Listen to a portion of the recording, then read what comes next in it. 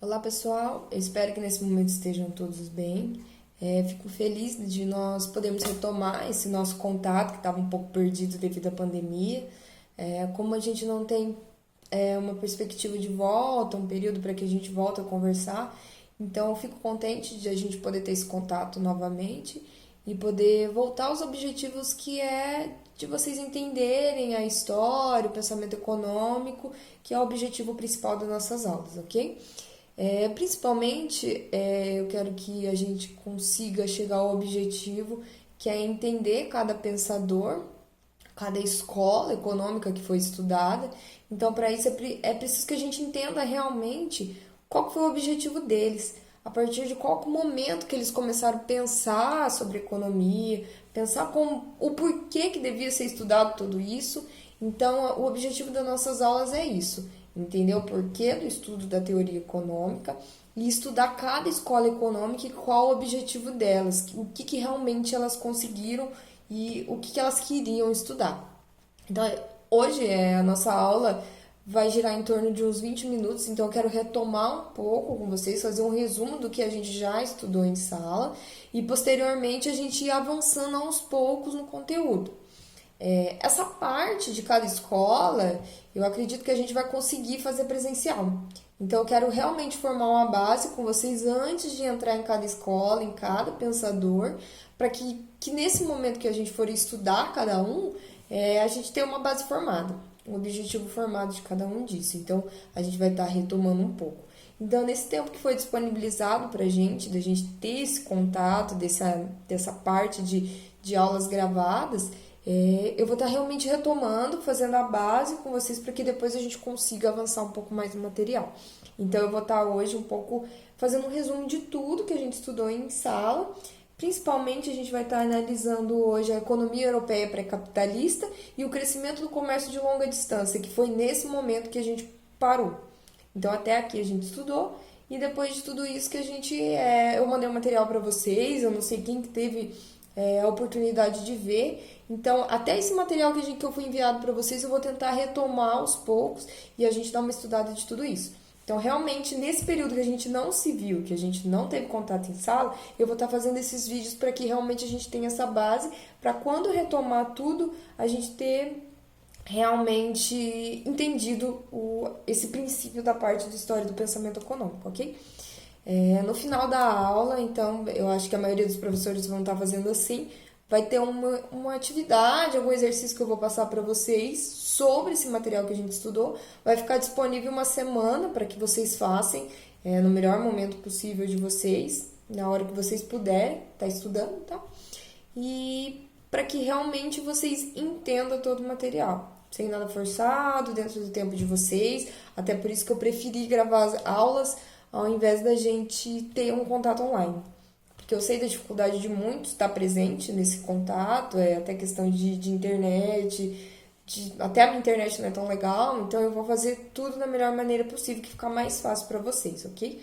Então, para que vocês tenham presença, por favor, responda no final da aula, dessa aula ou durante ao longo da semana que vocês puderem, responda esse exercício que eu vou deixar para vocês, que vai ser dessa parte da matéria, ok? Que foi realmente daquela parte que a gente já viu. Então, eu vou fazer um resumo de tudo isso para que fique mais fácil os nossos encontros, ok? Então, vamos lá. Então, nessa primeira aula, a gente vai estar falando sobre a economia europeia pré-capitalista e o crescimento de longa distância. O que foi essa economia europeia pré-capitalista? Por que a gente tem que analisar isso? Porque foi aí que teve a queda do Império Romano. Então, com a queda do antigo, do velho Império Romano, a Europa Ocidental se viu sem leis. Então, tipo, eles não tinham leis, não tinham governo, ela ficou meio que desamparada. Ela não tinha, vamos se dizer, nenhuma hierarquia, não tinha o que obedecer a ninguém. Então, esse vácuo que teve desse período em que eles ficaram sem um governo, sem leis, sem nada que defendesse, uma questão de hierarquia feudal. Por quê? Porque os donos de terra naquele momento seriam as pessoas com mais poder. Então, seriam as pessoas que mais tinham poder naquele momento.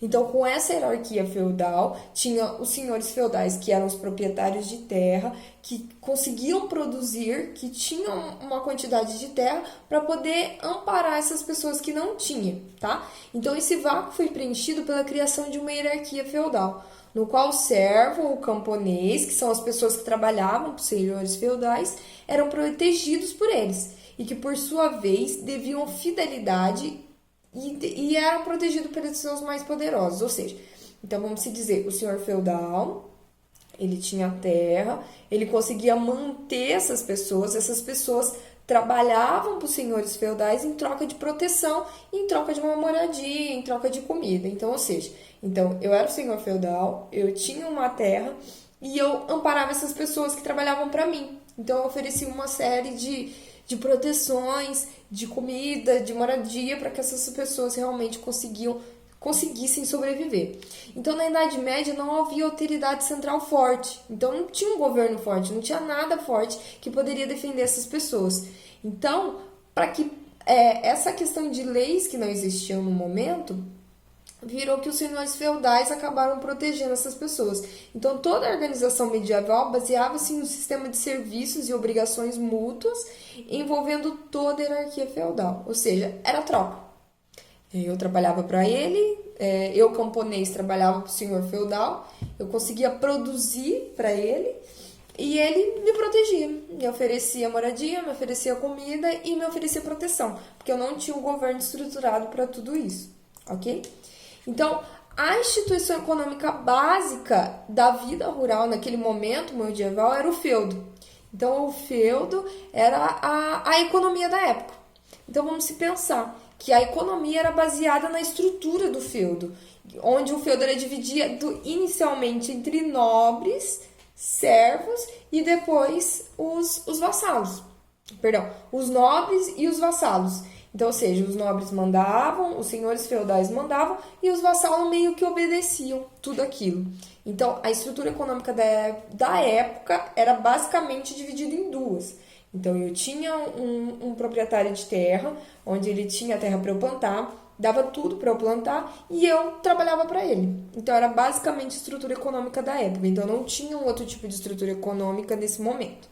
Então, até então, não se tinha outro tipo de organização econômica que pudesse ajudar todo mundo.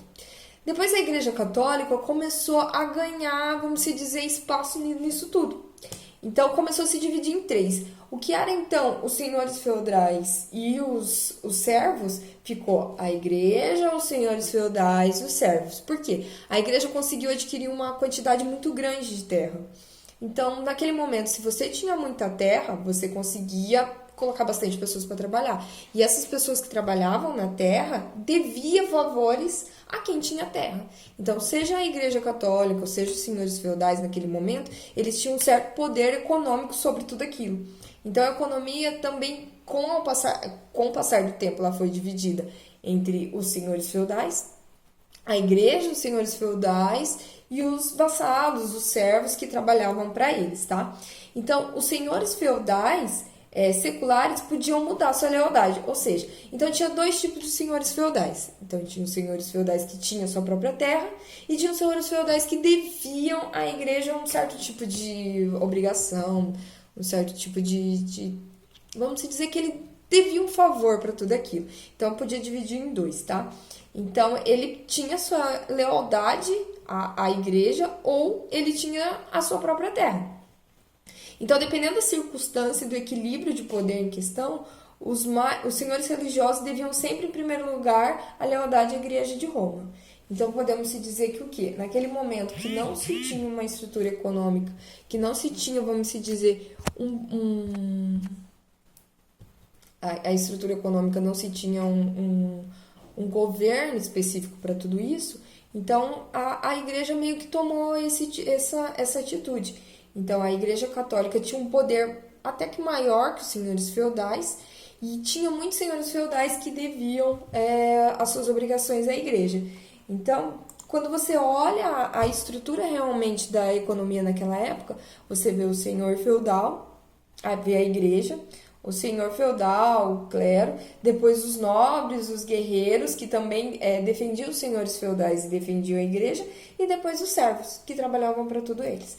Então, a gente pode pensar da seguinte forma: eu trabalho para a igreja, né, que é proprietária da terra, ou para o senhor feudal, e eles me protegem, porque não tinha um governo, não tinha uma estrutura econômica naquela época que poderiam ajudar todo mundo. Então, se a gente for analisar inicialmente aqui a estrutura econômica na época medieval, a gente pode analisar que naquela época a economia girava em torno do feudo, tá? Então, inicialmente, quando a gente for analisar a história do pensamento econômico, a gente tem a primeira estrutura econômica, o feudo, tá? Que é onde tem os proprietários de terra e tem as pessoas trabalhando para ele. Seja os senhores feudais, sejam a igreja, que tipo meio que protegiam essas pessoas. Então, essas pessoas deveriam favor a eles, ok? Além dos feudos, a Europa medieval tinha muitas cidades que eram importantes centros manufatureiros. Então, com o passar do tempo, a manufatura começou a obter destaque dentro dessa economia. Então, os bens manufaturados eram vendidos aos feudos e algumas vezes comercializados no comércio de longa distância. Então, ou seja, como o pequeno excedente que tinha naquela época era manufaturado, tudo aquilo, tá? Era produzido alguma coisa para que eles realmente pudessem vender isso.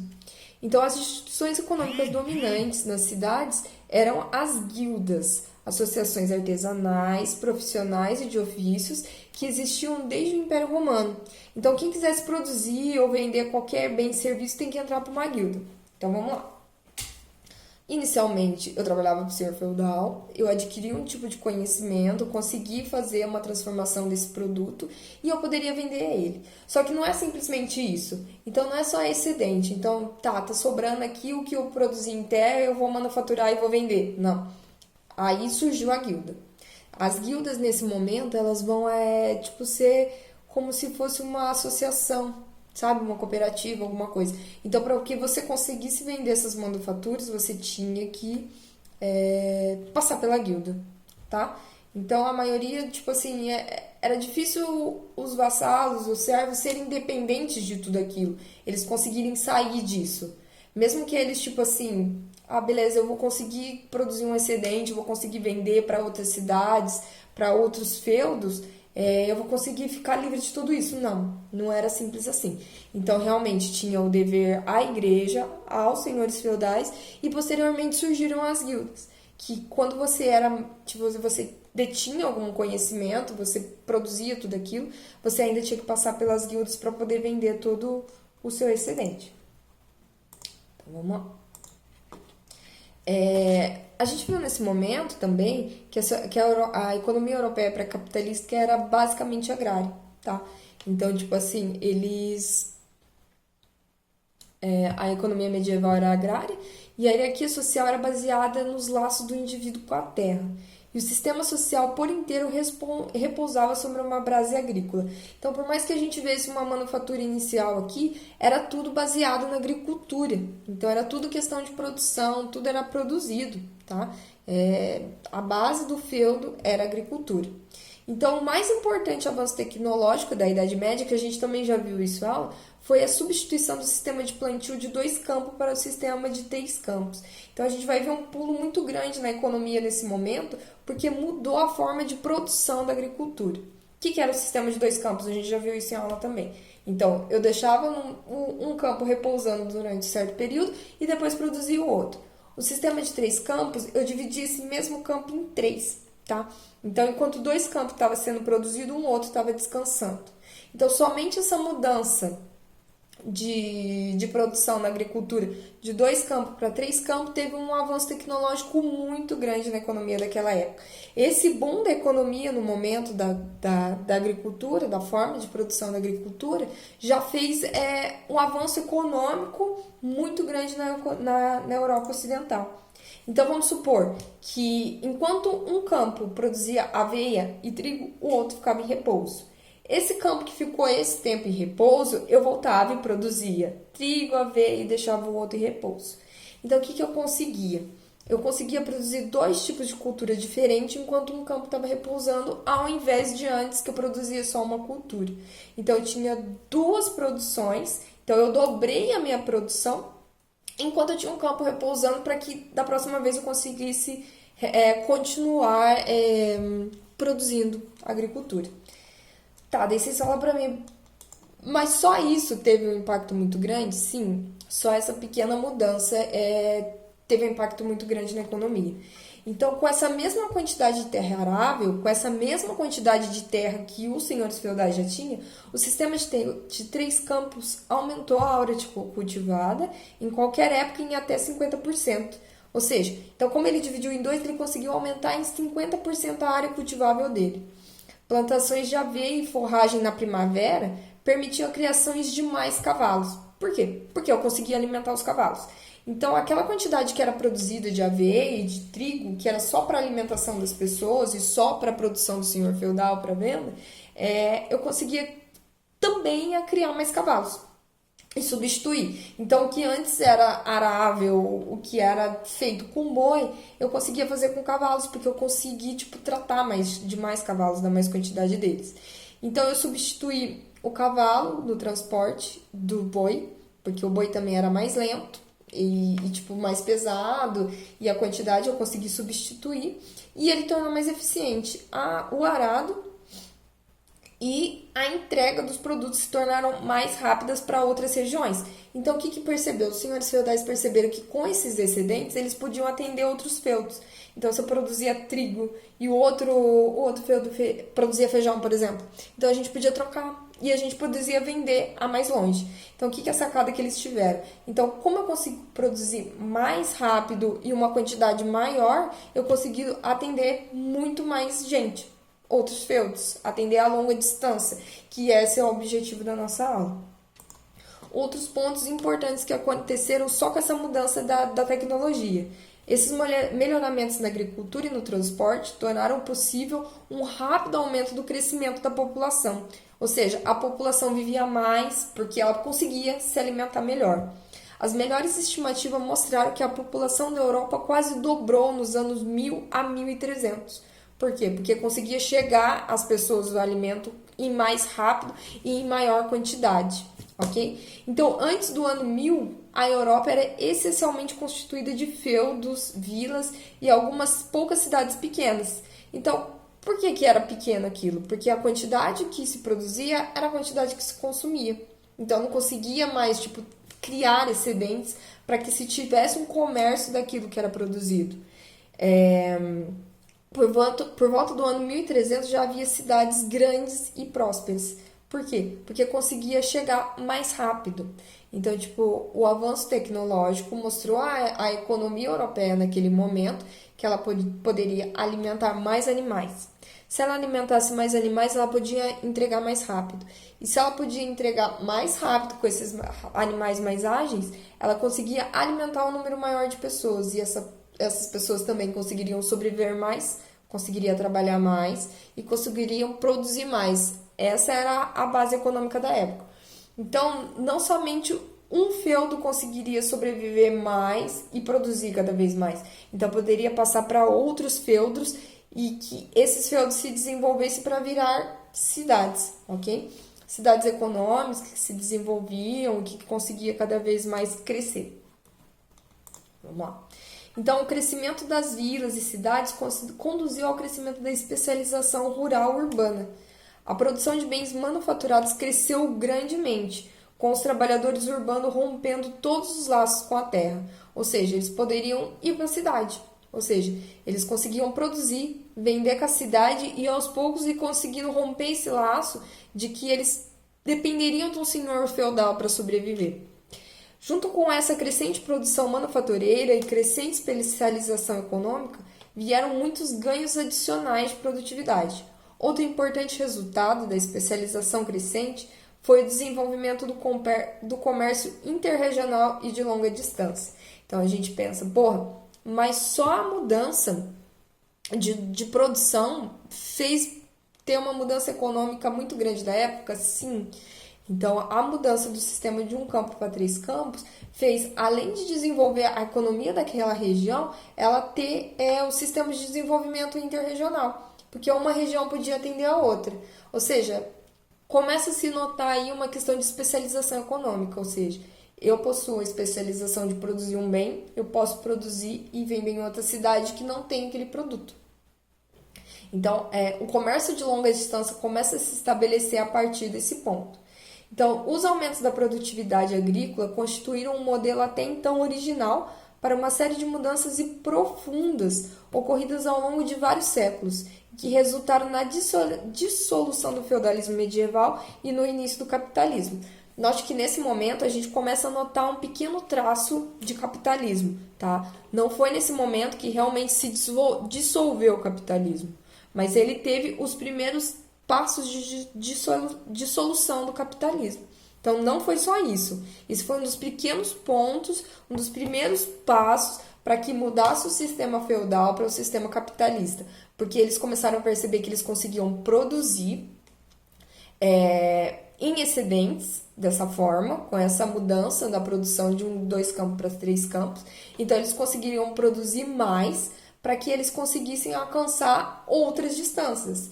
Então, tipo, se eu tenho a forma de distribuição, se eu tenho como entregar para as pessoas, se eu tenho excedente, se eu consigo produzir para o meu feudo e mais ainda para poder vender, por que não eu posso entregar esse produto para outros feudos e ganhar lucro com isso? Seja através de troca, ou seja através da moeda que era desenvolvida na época. Até então não se tinha um sistema monetário estabelecido. Era através de troca realmente. Então um feudo trocava com outro aquilo que ele não possuía, tá? É nesse momento também que a gente consegue ver os primeiros traços de cidades econômicas, tá? De cidades que conseguem se desenvolver, de cidades que conseguem produzir, que conseguem ter uma quantidade maior de pessoas.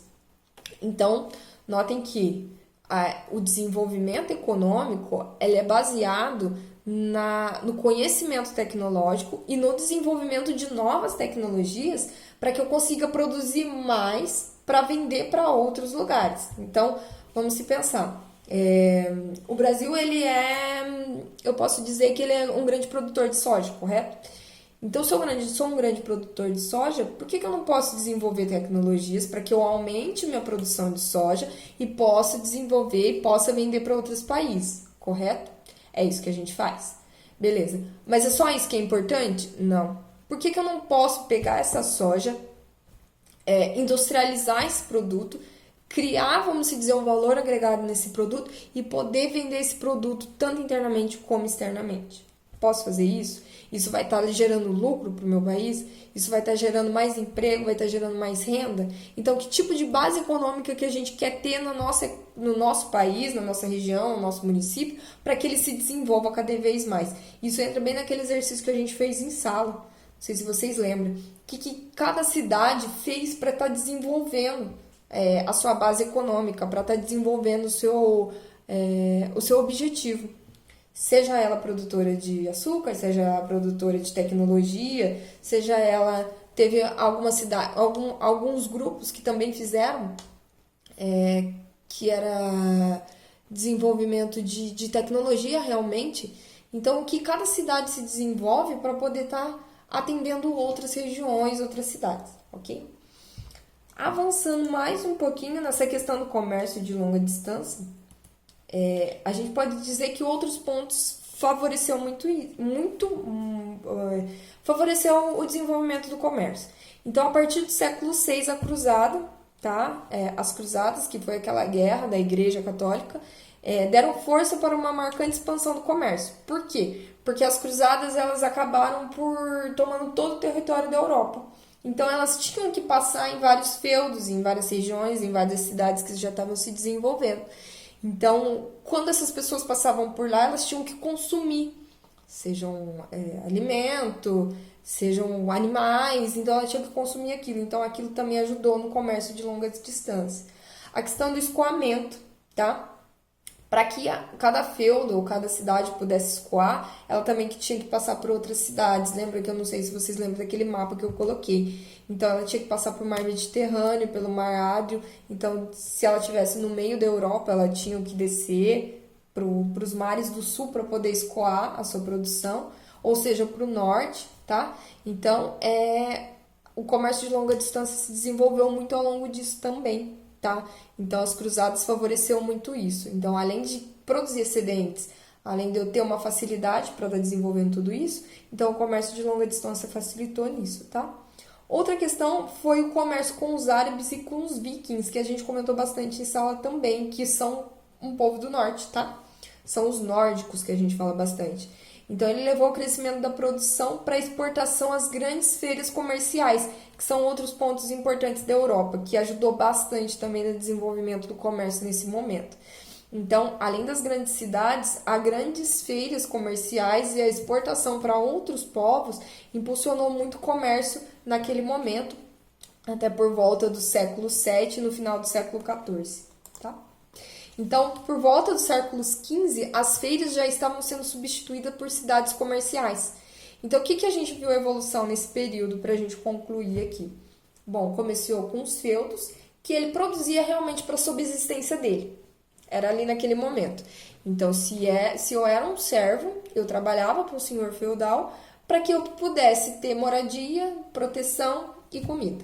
Então, realmente, cada feudo produzia para a sua própria subsistência. Depois disso, cada feudo conseguiu perceber que se ele produzisse mais, ele conseguia escoar essa produção. E eles perceberam também que a forma de produção que eles tinham anteriormente a produção agrícola de 2 terras para 3, eles conseguiam aumentar a produção dentro de um período só. Então, eles podiam produzir 2 produtos ao mesmo tempo, enquanto uma parte da terra descansava.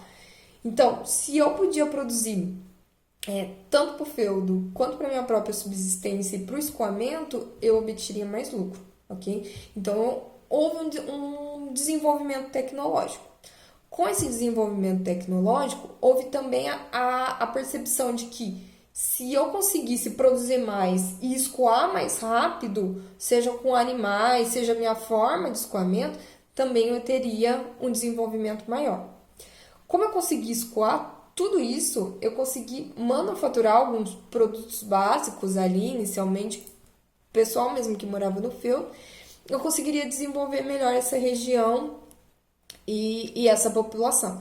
Então, a Europa Ocidental conseguiu desenvolver com a produção de excedentes, com o desenvolvimento de novas tecnologias e com o escoamento e com o crescimento do comércio de longa distância, não mantendo só ali dentro da Europa Ocidental, mas ela conseguindo mandar para outros países. Aí fica um questionamento para vocês, o que vocês acham, tá? Além do que eu vou mandar para vocês também. Vocês acham que o desenvolvimento de novas tecnologias, o escoamento dos produtos agrícolas ou os produtos que cada país detém e o seu conhecimento gera cada vez mais ganhos econômicos ou não? O que vocês acham disso tudo? Na próxima aula a gente vai estar avançando nesse tema, tá? Espero que vocês gostem dessa aula. Se ficou ruim o áudio, o vídeo, a forma que eu fiz, eu espero o feedback de vocês também. Espero que vocês respondam no final a atividade também que eu vou mandar para que valha a presença de vocês. E qualquer coisa que vocês tiverem, qualquer dúvida, por favor, me procurem para a gente cada vez mais melhorar, ok? Até logo, abraço a todos.